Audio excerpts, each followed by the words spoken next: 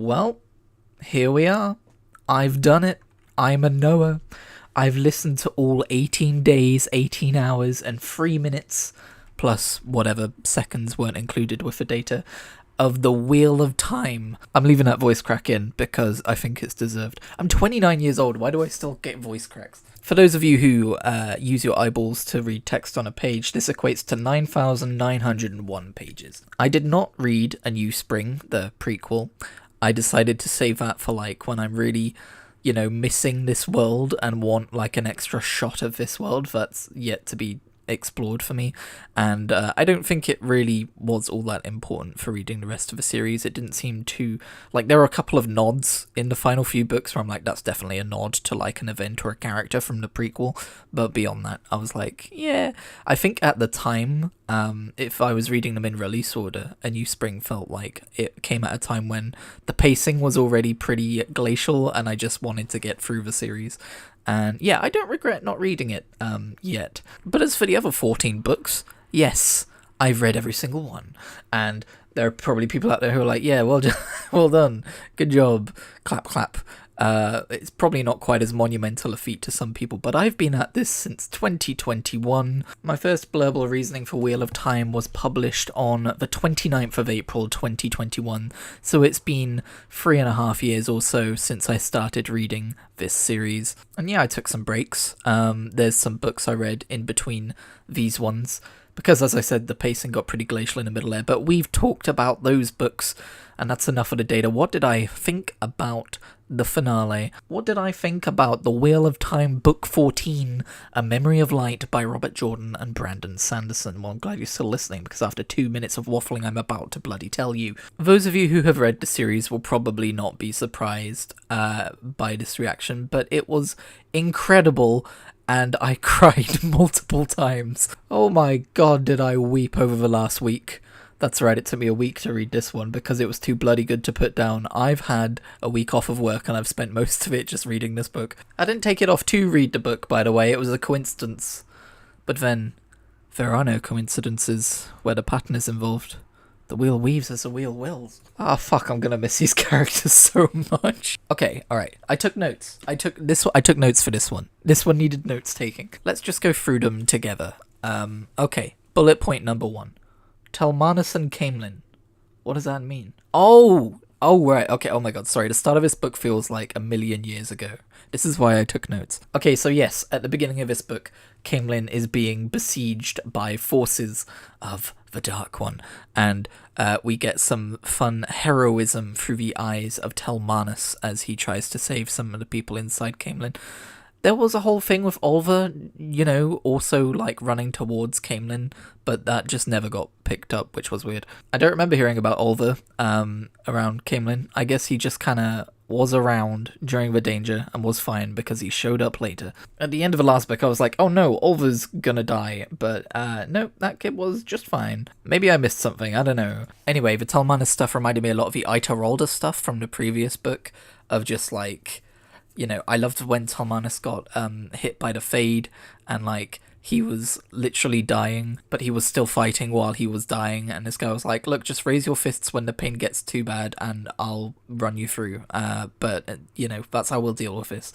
And he almost did, but he was like, yeah, I really do want to live, and eventually help came just in time. All the stuff in that prologue chapter was just really fun. I mean, all the stuff in this entire book was just really fun, so, like, I mean, how often am I going to say that? Next note. Chapter 1. Huge success in bringing characters and events together.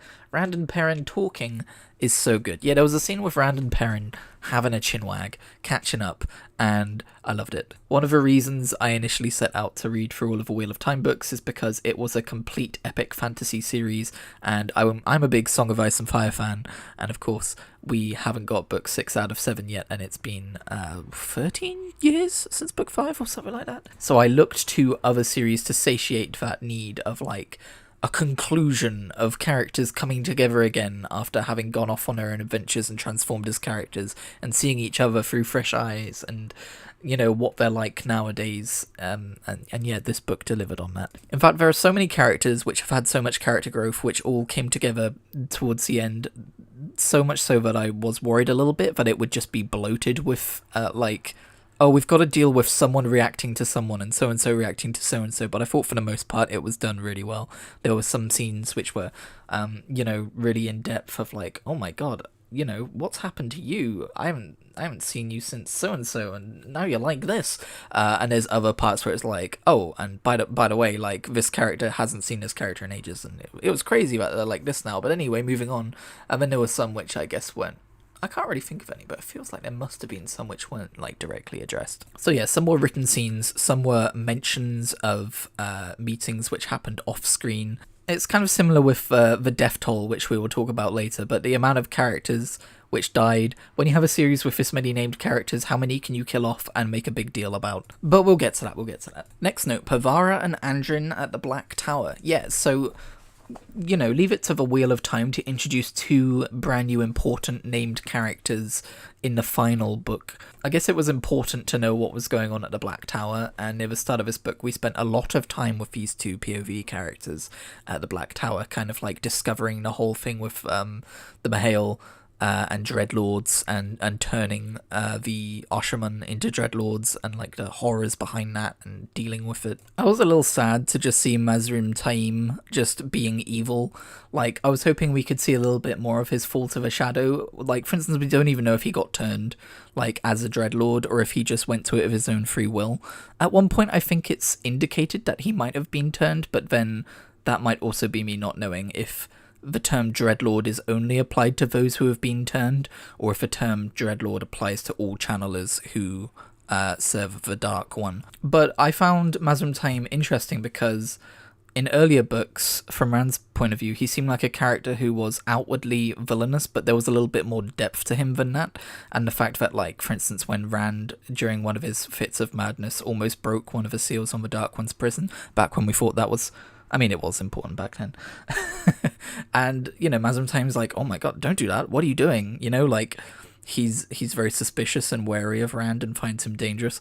I always thought there's a little bit more to Mazrim Taim than just being straight up, like, evil, but I guess... it's not that important. I know Rand was like, how have you staved off the madness for so long, because he was an older channeler and had been channeling for a long time. And we never really learned the secret to that. Maybe the secret was just that he was mad all along and that's why he turned to the shadow. I don't know.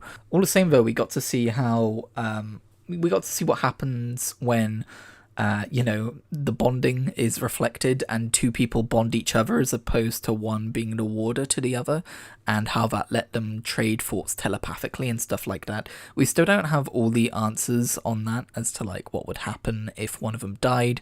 Would the warder craze descend upon them? Would the other just outright die? That's what I feel like would probably happen. But either way, it was nice to see this budding romance between Pavara and notes, where are you? Andrin, that was his name. Especially since Pavara was Red Azure, and it's a nice like alternate look at someone from the Red Azure and be like, oh no, they don't just hate men outright, like, and when their views are challenged they can change as people, etc. It's always a little bit more nuanced than that. I like how we explored why Pavara took the route she did, how her family were killed by dark friends like hundreds of years ago, or however old she is, and how she, has always been suspicious of male channelers for that reason, etc. And like, she makes sense. That's what I love about Pavara. And also, it was really fun to have Andrin be this Osherman who's like not very strong in the power. This is another thing that I feel like must be a Brandon Sanderson thing, right? Creative use of magic systems. He's not very strong in the power, but his talent is gateways, and so he can open gateways to places that he hasn't been to before, etc. And also, like, he's just really adept at opening them, so while he might not be super strong in the power, he becomes a really good fighter just by, like, using those gateways in interesting and innovative ways.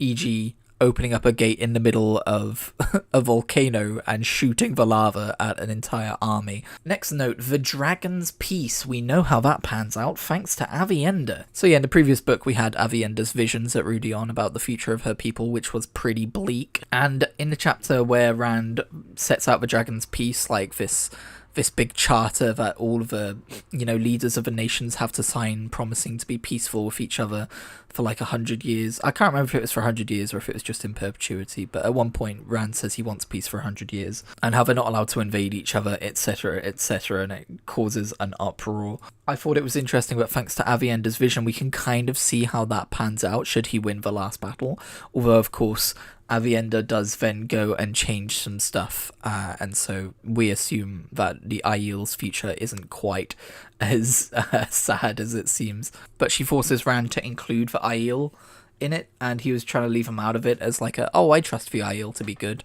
and Avienda's like, no, we must be bound by this too, and so they come up with an idea for that Aiel to kind of be like this international peacekeeping force of justice, which I thought was really interesting. And of course that changes the entire future that Avienda saw on its head, and we don't know how that's going to pan out now, because I'm very much someone who believes in the butterfly effect. Change one tiny thing and you could cause a domino effect to change, or a butterfly effect to like change way more stuff further down the line. So will the Seanchan still end up fighting the Aiel and driving them back to the waste and taking over the entirety of the main continent? Hopefully not. Next note, Moiraine's entrance, so badass, stops the arguing with prophecies. Yeah, Moiraine shows up and she's just like, I don't know what you're all complaining about, like, this was all written in prophecies. You've had so much warning that this stuff's going to happen. I think this is what Moiraine was needed to be brought back for, because it very much seemed like things were breaking down, talks were breaking down, and there wouldn't be this grand coalition of all of the forces of the light to take on the shadow, until Moiraine swooped in to save the day and got everyone to like listen to each other and listen to Rand and work together. That was cool. It's so nice having Moiraine back. I'm so glad she got a happy ending with Tom. You've got to understand, it's not that I'm forgetting these characters' names, it's just that there's so goddamn many of them. Honestly, to go off notes for a second, this is the thing I'm most impressed about with this book and this ending and this series in general, is that there are so many characters with so many different plot threads. It got woven together almost flawlessly by the end, and that's just incredible. Anyway, next note, Rand and Tuon's alliance. Rand goes to Ebu Dar and sees Mat there, and the whole prophecy regarding Rand bowing before the Crystal Throne isn't quite as obvious as it sounds. It's more of like a we're equals kind of a thing, and Rand hammers out an alliance with rules to not take on any more Aes Sedai as collared people. What are their names? Marif Damani. No. Marif Damani are the ones that haven't been collared yet. Or are they just Damani? Damani. Oh my god. I've only listened to this for how many days? Yeah, something I've never liked about the Seanchan and the fact that Mat is now basically like one of their leaders is the whole chaining Marif Damani thing is just not cool, guys. See people as people and not weapons and objects to be enslaved. And by the end of this book, that hadn't exactly changed, so I'm still a little bit dubious about that, but I think that is meant to be like stuff that gets sorted out in the future, either by war or by peaceful means. Like in this book, Mat accidentally takes a captive Marif Damani of his own, which brings him great honour or whatever in the eyes of a Seanchan, and he's like, oh god, I didn't want to do that. Oh god, that's a gross practice. Okay, so the reveal that the Dark One holds the keys to his own prison was pretty cool. Of course, they did end up getting them back and breaking them at an appropriate time. So that's, I think it was just a fun way to drum up like the tension and the threat. Now for the biggest left hook out of nowhere, I guess it's a right hook if you look at the geography of the world, the Sharan army. Now I've been reading this series for a few years, so apologies if I've forgotten some stuff about Shara. I know there was definitely some stuff mentioned about it when Rand was learning of the Aiel ways and their time in the waste, and I think there was some talk about why they don't go to Shara. If I remember right, there was a travelling merchant who was allowed to trade from Shara to the Aiel or something like that. But it was such a cool moment when this giant gateway just opened up in the middle of camp, and there were these unfamiliar lands on the other side, and this army there waiting to invade with unfamiliar like armor and, you know, emblemage and that kind of thing, and you go, wait a second, what the fuck is happening? And it makes sense, right? Because the Sharans are part of the world, and this last battle, this conflict between light and dark, encompasses the entire world, right? That's why the Shonshen are here. So it makes sense that stuff would be going down in Shara as well, just nobody thought to go and check on them, and now this is the result of nobody thinking to go and check on them. Now you've got an entire country, an entire, it's not even really a continent, it's still connected, but you know what I mean, an entire section of the continent, like, corrupted by the Dark One and, you know, fighting for him. Honestly, might be one of my favourite things about this entire book, that. And, you know, later on when Rand and the Dark One are dueling, there's even mention of, like, one of the possible futures that could happen if Rand beats the Dark One. It's like a world where there's no war and so on and so forth, except there is that campaign over in Shara that's still happening. But other than that, there's no war. It's like, yeah, the whole Shara thing doesn't get exactly worked out by the end of this book. One can imagine there's still going to be some problems from the Eastway in future times, but goddamn, so cool. I wish we got to learn more about their people and their culture and stuff. We got snippets like how, you know, if you have less tattoos, it means you're of a higher station. And I'm so glad I cottoned on to this before it was explicitly told to us, but that obviously means that it's much easier to fall in Sharan society than it is to rise, because, you know, the more tattoos you get, the further you're falling, right? And you can't really remove tattoos, so that shit's permanent. And we learned that Demon Dread is almost like this antithetical dragon reborn. He's the dragon slayer. There were prophecies around his return among the Sharan people. So cool. So cool. Oh my god, so cool. We also soon learn that the evil Aiel with the red veils, they're pretty much the male channelers that the Aiel send to go and kill the Dark One as their kind of way of dying and not going mad. It turns out it's not a good idea to send male channelers to the Dark One. Turns out that's not a very good idea at all. And you've got this twisted, like, anti-Aiel society. I mentioned it last video, they lift their veils to kill. So cool. I was right. I wasn't right about Elias being the Slayer. This is a few notes ahead, but I guess we should jump to it, the Slayer thing. So I thought Slayer had this big secret identity that was important. Turns out no. Unless I missed something obvious. He's just a mercenary who's really good at using his wolf powers in the dream. He's just a guy. I think the implication is he's Lord Luke and he has a split personality thing, because he keeps going on about how much Lord Luke hated Perrin, but even then Lord Luke was a pretty minor character, so if there's any disappointments in this book, I would have to say it's the whole Slayer thing, especially since we dedicated a decent chunk of Perrin's time in this book fighting him, only to lose and then be put into, like, a wounded state for a big portion of the last battle. He did, of course, get him in the end, but yeah, I did not love the Slayer stuff in this book. Felt like it dragged on a little bit too long for a character that ended up kind of just being nobody, really. Kind of a vehicle for Perrin's evolution as a character and not much else. And of course, my prediction about Elias was never going to make sense, but I just had a hunch which was wrong, and I was like, I've got to say it in a video, otherwise, if it actually happens and becomes the biggest, weirdest twist of a series, then I will be annoyed at myself for not mentioning it. Oh, actually, that is my next note. Perrin doesn't accomplish much in his dream excursion beyond helping the Black Tower. Yeah, he removes the Dream Spike from the Black Tower and, kind of inadvertently helps them out. Although I think Rand does send him, doesn't he? He's like, can you check on the Black Tower for me or something? I don't know. It's been a very long last battle, okay? I don't remember a lot of what happened before. Speaking of the last battle, it was a 9-hour-long chapter.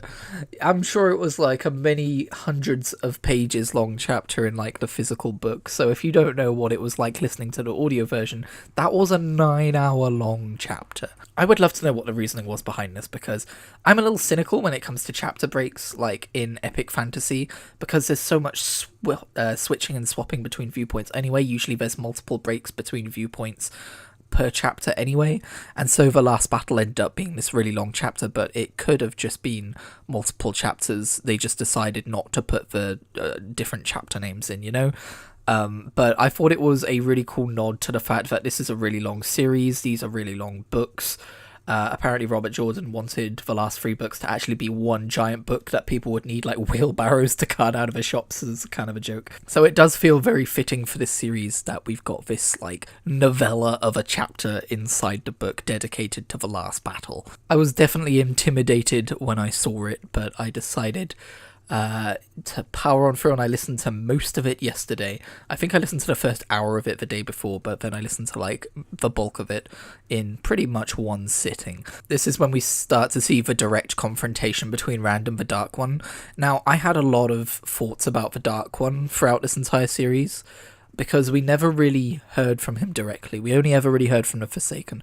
I think there was a chapter or two where he managed to talk directly to Alviarin or something, so we kind of heard his voice directly through her. But most of the time when we've heard from the Dark One, it's either been, repeated from the Forsaken, or it's been the Forsaken either pretending to be him or thinking that they are him directly. How embarrassing for you, Ishamael. If that is your real name, I know it's not. But yeah, we finally get to hear from the Dark One himself. And by the way, man, I know it takes longer to listen to a series than it does to read through it yourself, but if you ever get the chance and you haven't done so, listen to this series, because Michael Kramer and Kate Redding do phenomenal work in bringing the characters to life, and I can't imagine this series without them, seriously. And I was wondering, if we ever heard from a Dark One directly, what kind of voice would Michael Kramer do for him? And he did the perfect voice, of course, he's Michael Kramer. Very deep, very foreboding.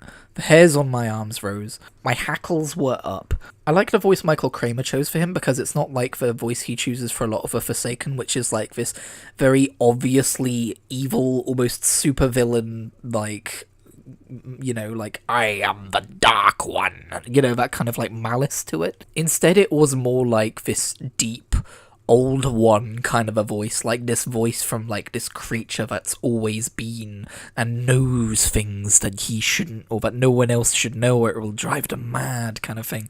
And as we learn through Rand's chapter here, or I think a little bit later, we learn that the Dark One isn't a being, it's kind of a force of nature. The fact that it's sentient is a little weird, but yeah, it's not a being, so it makes sense for it to sound like that. I love that the Dark One calls Rand adversary. I was a little worried he was going to call him Luciferin, like all the Forsaken do, but he doesn't, because of course Rand, the Dragon Reborn, has had many names, keeps getting reborn, is the one that continues to face the Dark One over and over again. And at least I believe that's how that works, right? And so, what name would the Dark One have for him? He doesn't have an original name. The wheel of time turns, and ages that have come to pass come again, or whatever. I really should learn that spiel. There is no original name for Rand, and so the name that the Dark One uses for him is simply adversary, simply the one that comes against him. So good. Rand and the Dark One play this game of weaving different realities and showing each other what they're going to do. The Dark One shows Rand a world where the Blight has taken over everything, and people are living in subjugation and stuff, and then later reveals that this is the world that people expect me to make. And then he shows Rand like basically just nothingness, just the void, but this is also a lie. It's later revealed he can't actually do that to the world. Rand shows the Dark One a future where they've won the last battle, like 100 years in the future. We see vehicles like moving around the streets of the Two Rivers, which I found really cute. There are great schools of learning, and statues dedicated to heroes, etc. And the Dark One's like, okay, but it's not perfect, right? There are still people who use other people. There's moral and ethical corruption, that kind of things. The way he talks alludes to a lot of the problems that we have in modern day society today, which aren't really present in a fantasy world like the one in the Wheel of Time, which I thought was really interesting. And honestly, I think out of all the possibilities, it's most likely that the one Rand weaved here is probably the one that's going to end up coming true, because one of the big things about the end of the story is that it's not a perfect paradise at the end. It's not a perfect utopia forever. There's still going to be wars and problems and that kind of thing, but it's going to be a much better world that Rand has left everyone. But anyway, Rand also weaves a reality where he has killed the Dark One, and therefore the Dark One no longer exists, and he discovers this nightmarish utopia where basically people don't have free will, because the Dark One is a manifestation of the evil that lies within everyone's hearts, and if you take that away from people, that takes away their ability to choose to make their own decisions, and therefore they end up having that kind of thing behind their eyes that the that the freaking dreadlords do. And this shakes Rand, because if he can't fix this problem, then what is he even doing here? Rand wants to solve the human condition when humanity just wants Rand to seal the Dark One away. Come on, man. You don't have to try and perfection this shit. This isn't gonna work. My next note is simply Gawain is an idiot. So my most disliked character in this book series might be Gawain Drakand. Like, he had this whole thing in the previous book about coming to terms with with Egwene being the Amelin seat, and trying to be overprotective of her when she didn't want him to be, and eventually she did kind of need him in the end, but still, like, his character was very much like, my whole life is Egwene, and it was like, oh, maybe you should not make her your entire life. And then when we got past all that and we found a nice balance and he became her warder, they got married kind of off screen. A lot of a romance from their initial stuff kind of felt like it wasn't there anymore. This entire thing felt a little bit rote, a little bit like, oh, well, we had kind of promised ourselves to each other, and so therefore, like, obviously they did love each other, but it didn't feel quite like it used to. And then we have the whole thing with Gawain hiding the fact that he took these shadow rings from the assassins from Egwene, and I just found it to be such a flagrant, like, return to the issues he had before accepting her as the Amelin seat and all that. Like, hiding things from her, come on, dude. Like, you're her warder, she's your wife, like, ugh, I hate it so much. And he definitely had a bit of a hero complex. Like, he realized, he had a bit of self-realization that he was jealous of Rand. He didn't hate him because he thought he killed his mother. When he realized his mother was alive and all that, he couldn't really lay that at Rand's feet anymore, but he realized he was jealous of Rand because Rand got to do all the hero things, and Gawain is the one who wanted to do all the hero things. And then, like, when he seems like he's got past that, he then decides, no one's gonna do what needs to be done. I'm gonna put these 3 rings on which are gonna kill me, and then I'm gonna go and assassinate Demon Dread, and then he fails. We're getting to the point where characters start dying, so let's start talking character deaths. Gawain fails and dies. And, just not a fan of that character, his direction at all. And, like, his death was definitely one of hubris. Like, when Galad finds him, he says he wasn't good enough, and then he says, I was never very much good enough at anything, or something like that. He lives long enough to tell Galad that he's the Dragon Reborn's half-brother, which was kind of a moot plot point, but yeah, there we go. And he dies. I did not shed tears for Gawain Trakand. I apologise, I don't know if he's like a fan favourite character or if this is like a universal feeling, but I did not shed tears for Gawain Trakand. I didn't shed tears for Swan either, although I was really touched just before she parted with Egwene and started telling her how proud she was of Egwene. That was a really nice moment. But Swan kind of died off screen. Like, when there was an ambush on the command tent and Min's there, and she's like, what are you doing here? I told you you would die if you weren't by what's his face's side. And she's like, oh no, we already saved each other's lives, that's done. And Min's like, no, the vision is still above you. And then she's like, it doesn't matter, I'm needed here. And then she runs off, and then the next thing we know, Min has turned around and she's dead. So we don't even see how she dies, really, unless I missed that, but I probably didn't. But yeah, it was sad when Swan died. Don't get me wrong, I did like Swan, but Gareth Bryn, that was his name. I was sad when Swan died, and then it was later revealed that Gareth Bryn obviously died as well, going into his warder rage. But yeah, there's a certain inevitability that some characters are going to die, and this one didn't shake me. At one point it seems like Galad might have died during his duel with Demon Dread, and by the way, I love how Gawain duels Demon Dread and dies, Galad duels Demon Dread and almost dies, and then of course we get to it later, but we'll get to that later. But no, let me tell you about the character death that first made me weep. Bella the Horse. Bella the Horse is an OG character. She's been there from chapter 1, okay? Don't come at me about Bella the goddamn horse, because I am upset. I love how Bella the Horse just kept popping up at random moments throughout the series, of like, first she was Rand's mount, then she was Egwene's mount, and then at one point she helped Swan escape from the White Tower, and then, at one point, she comes to be in Fail's care, and Fail rides her, and then of course at the end, Olva rides her, and tries to escape from the Trollocs on her. And, you know, I find that such a full circle moment of Bella helping a young boy escape from Trollocs. You know, it's what she was made for. I'm gonna tear up, man. And inevitably, she gets killed by them. And Oliver cries and tells her she was a good horse because he didn't expect her to be able to run that fast from Trollocs, man.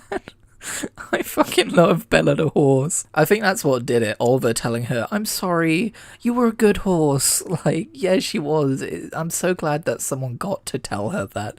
She's just a horse, Christian, get it together. The next one to come and try and duel Demon Dread is Loghain. Demon Dread almost kills Loghain. I actually don't remember this. I'm glad I took this note. I have no memory of this fight. Elaine gets kidnapped by dark friends again, and my mouth was wide open when Mellar beheaded Brigitte.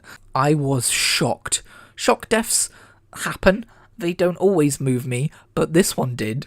I wasn't necessarily super sad, because of course, as we see later, she does return to the dream or whatever, or the cycle of rebirth, and we get to see that she gets called by the horn, which is a really nice touch. So it's not like we never see her again, but in the moment I was definitely a little bit shook that Brigitte got stabbed through the chest and beheaded. I think what's really fun about a final book in a series like this is that suddenly the fates of all the characters does get thrown up in the air, whereas when you're on book 7 out of 14, you don't think that they're going to kill off a main character, because if they do, it'll probably be a massive event right at the end of a book. In this one, because it is the end of a series and you're nearing the end of a book, when characters become endangered, you do get a sense of like, wait, shit, what if they do kill Elaine? What if they do, like, steal her babies and kill Elaine? I thought, surely not, that's too grisly a fate for Elaine. And yeah, she was eventually safe, but yeah, goddamn, Brigitte, damn. Through the eyes of Rand, we start learning about other characters who die. We learn that Davram Bashir and his wife die. We learn that Hurin dies. We learn that Joey Conger... Sorry, autocorrect. We learn that Jory Conger dies. We learn that Anila dies. We learn a bunch of names. I didn't write them all down because I didn't necessarily remember all of them, but we learn of a bunch of character deaths. They're all quite sad. Oh, and then we get to the biggest death, the one that affected me the most. Egwene. Egwene's death fucking knocked me for 6. Like, I know that when Gawain died, she was very much wounded. I was surprised. I didn't necessarily think that Gawain or even Egwene would be on the chopping block for the end. And especially the fact that she had just bonded a new warder in Lylewyn Shipless. I thought that was all the character drama we had left for Egwene in the final book. She intended to live for centuries, just as she told the Empress of Ashanchen. And god damn, she went out like such a badass. Learning a weave to stabilize the cracks in the earth is one thing. Channeling enough of it to crystallize the entire fucking Sharan army alongside, as she basically becomes the flame of Tar Valon, is another. Oh my god.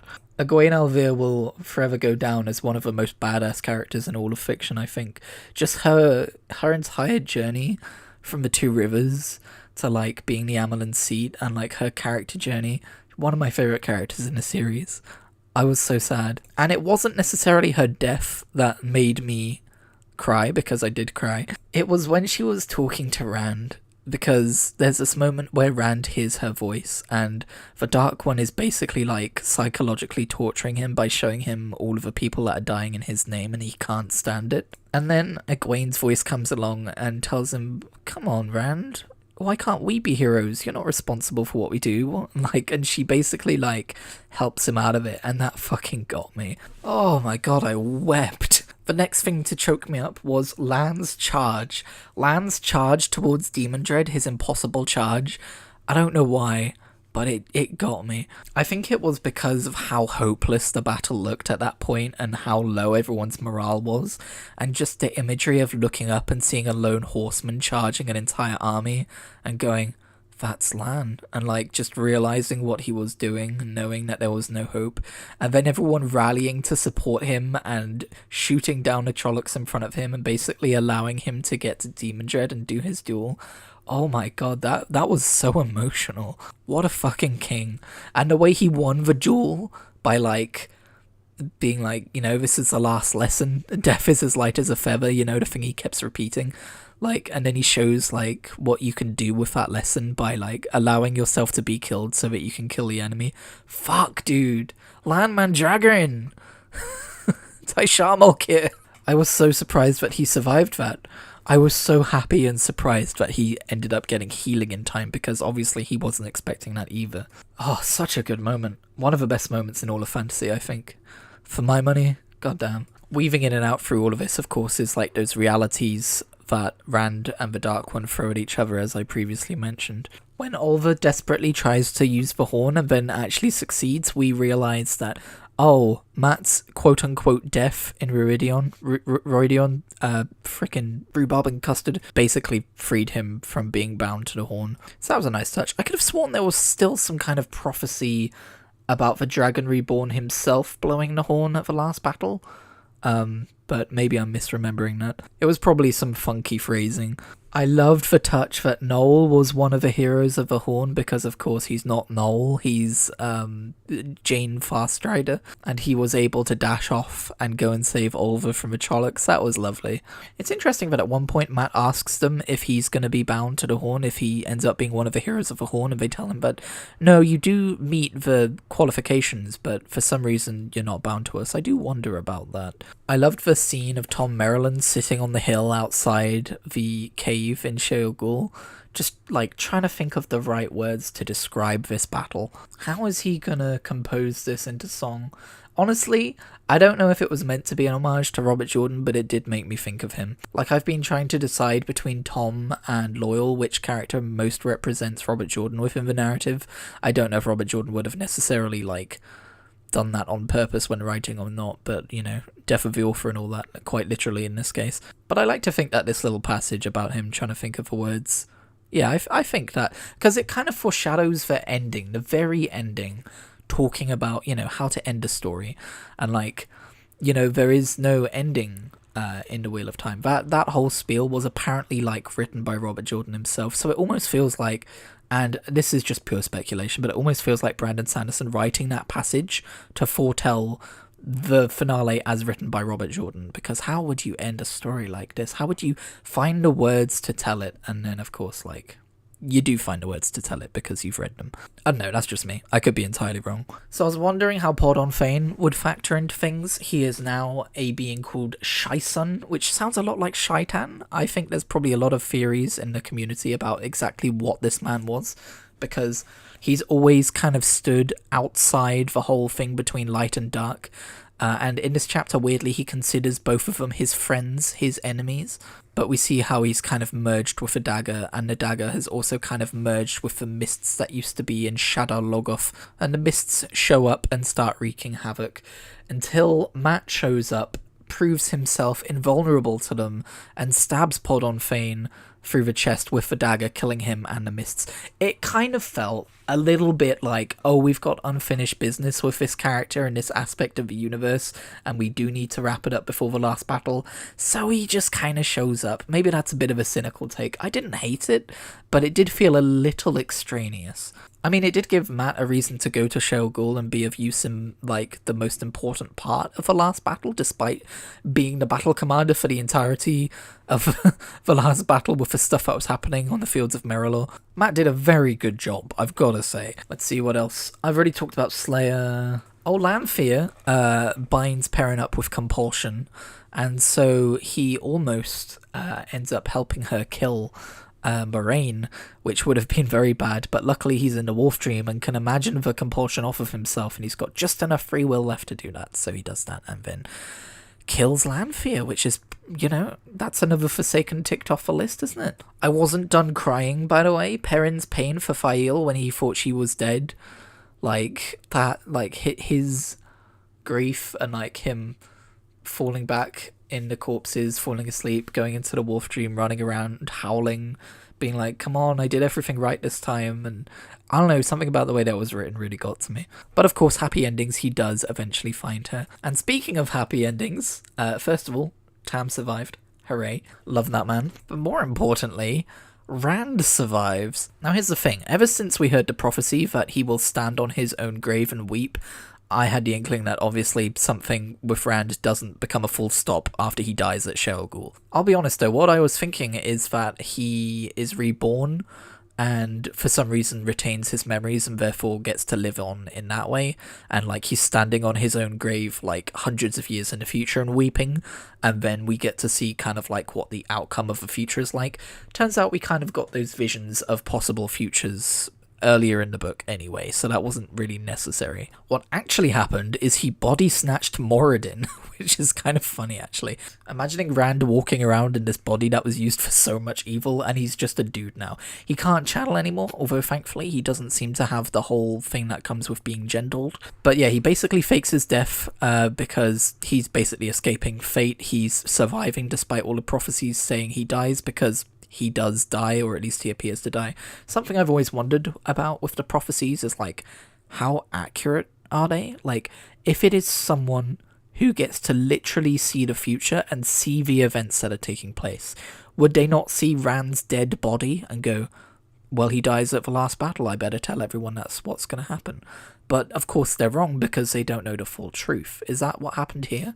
Or are the prophecies these technically correct Aes Sedai cannot lie style things, and the prophecy giver is like, oh, if he wants to be left alone for the rest of his life and be able to live his life as he wants to as a reward for winning the last battle, people need to believe he's dead, so I'm gonna spin up this half-truth about him? Or is it simply that the prophecy must be fulfilled as the truth and it's Rand's actions that twisted fate? I don't know.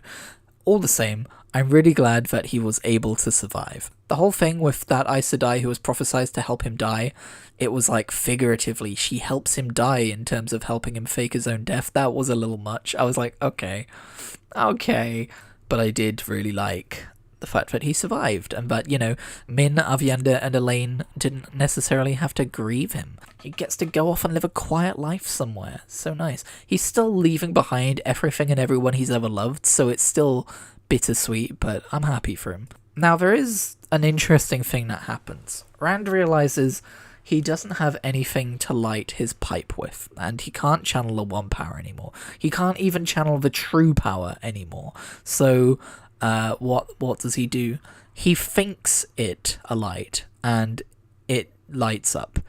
And that's weird, because those are Wolf Dream rules. Those are Tel'aran'rhiod Riyadh rules. So is he in Tel'aran'rhiod Riyadh? Well, clearly not, because he interacts with Cadsuane, who sees him, and she's not in the dream. I'm sure there are a ton of theories out there about how he did this, but my theory is that after having wielded the literal powers of creation and seen the universe in its entirety and known all the secrets of the Dark One and all this stuff, he simply knows how to bend reality the way that certain people can bend the reality of Tel'aran'rhiod Riyadh. Because when you think about it, the Aiel have this whole thing about dying being waking from the dream, and you've got a question like, what is it that separates reality from the reality of the dreaming world? And yeah, it's probably something to do with that. I'm sure there's theories out there which argue that it's secretly a dream sequence that Rand is treated to and it isn't really happening, etc. But I don't think that's what's going on. Either way, that is it.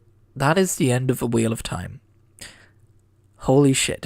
I sit here, a Noah, having read all of the Wheel of Time. When it comes to exceptionally long stories, I'm something of a moth to a flame. Some of my favourite stories come in the format of, you know, MMOs like World of Warcraft or Final Fantasy XIV, where the story plays out over several years, over hundreds of hours of gameplay. Some of my favourite stories are old manga and anime like Naruto and Bleach, and they take place over hundreds and hundreds of chapters and episodes. I am continually drawn to an epic length story. I see it and I go, well, I mean, what is it full of? How could it be that long? Why does it need to be that long?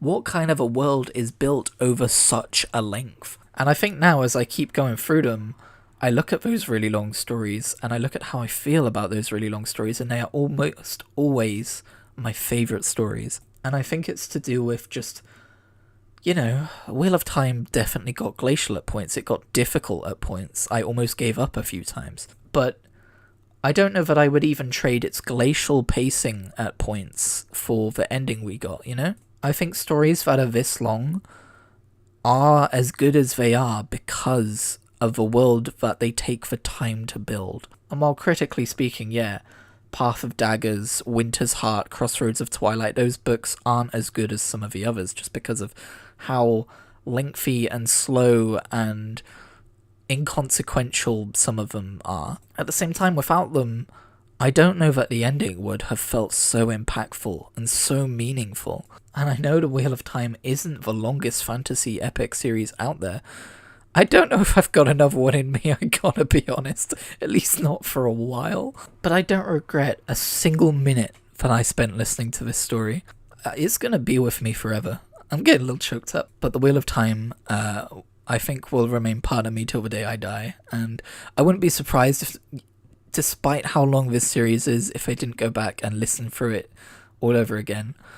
One of my philosophies is stories have two lives. They have the first time you read through them, as you're discovering the world, as you're coming up with theories, as you're trying to figure out what's going on, as you're thinking about where it will lead, and the second time through where you know where it's going to lead and you can truly appreciate all the pieces as they start to come together. And so while I will miss these characters so much, I know that they'll still be waiting for me.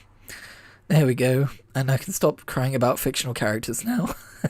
I always wondered if the ending of this series would make me cry, and it did, multiple times. Light. So what am I going to listen to next? Because I'm already reading, if you are not familiar, I'm already reading The Mad Ship, which is the second book in the Lie Ship Traders trilogy by Robin Hobb. But what I've been doing lately is kind of having a book to physically read and a book to listen to via like Audible or something like that. And so I'm looking at my next Audible series and I'm wondering what it's going to be because I've got a few options ahead of me. On the one hand, I want to read everything Brandon Sanderson has ever written. Part of the reason why I wanted to read The Wheel of Time was because I had heard of Robert Jordan's sad passing and Brandon Sanderson picking up the ending and how well he did it, which I can now attest to. And I was a little fascinated, like, what would that ending be like? Would it be noticeably different? Would it be good, you know? And so that was one of the reasons I decided to dive into this impossibly long series. And now that I've done that, I want to read the rest of his stuff because I've already read the Mistborn trilogy, but now I kind of want to... It's been a while, it's been about almost a decade probably since I read that trilogy, so I don't remember a lot of it, and I always intended to go on to the next 4-book series that is a sequel series to it. I think it's called the Wax and Wane series, maybe that's something else, I don't remember, but now I've left it too long and I don't remember it, so what I want to do is listen to it on Audible because I know it's narrated by Michael Kramer. I think it's just Michael Kramer, bonus points if Kate Redding is involved there. So I want to read everything Brandon Sanderson has ever done, starting with Elantris. But there's another thing I need to do. I really should read Lord of the Rings, because I haven't, and I've only watched the first 2 movies. I don't know much about Lord of the Rings. And A Wheel of Time is in many ways a response to Lord of the Rings, especially the first book, it feels like. So I'm very curious. I'm like, I feel like I should read it at some point, right? As a fantasy enjoyer, it's kind of weird that I haven't. I did try reading it on Kindle years back, but as many people will tell you, Tolkien's writing can be kind of impenetrable. That being said, now that I have all of this experience under my belt of reading some very glacially paced fantasy works, maybe I can give Lord of the Rings a spin via Audible. Another option that's kind of in the back of my mind, because I'm playing Horizon Zero Dawn right now, and that's a world which is set in a far future long after humanity has kind of fallen. And it's kind of fantasy, it's arguably more sci-fi. But in a similar vein, I want to read the Shannara books, because I watched the first Netflix season of that show that they did as an adaptation of it. And, you know, while I never went back for future seasons, actually it wasn't a Netflix show, I don't think, it was just a show that was on Netflix. Whatever. That world remains interesting to me, and I would like to read the original books, because I love the idea of like a super far future but fantasy kind of like humanity with like post-apocalyptic modern Earth as the backdrop. That sounds super cool. So those are kind of like my 3 options. I'm not sure which I will choose. Feel free to let me know which you would recommend. but I'm still thinking about it. Thank you so much for listening to this nearly hour-long Blurbal reasoning, good lord. Was it ever going to be anything less? I know there's still a bunch I didn't touch on regarding this book. I didn't take notes on everything, and I did rely very heavily on my notes, so if there's anything major you think I've overlooked, feel free to leave a comment and I will get back to you. But other than that, I have finally read through all of Wheel of Time and made videos about my thoughts on each and every single one, so if you want to go back and listen to my thoughts on the first book, I think I'm going to go do that as this renders, so it's going to be wild to hear, because that video was recorded all the way back in 2021. I wasn't even using this style of thumbnail yet. Either way, I'll catch you in whatever I make next. May you find water and shade. See you next time.